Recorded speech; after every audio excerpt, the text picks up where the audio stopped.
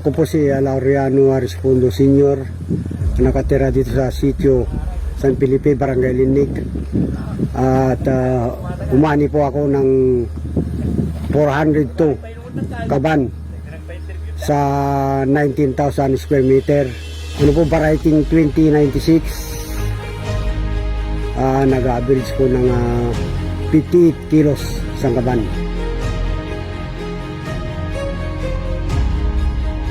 At nagpapasalamat po ako kay Mama Hilimbiado, kasi Jose Ariel Domingo, at saka sa gita ko po na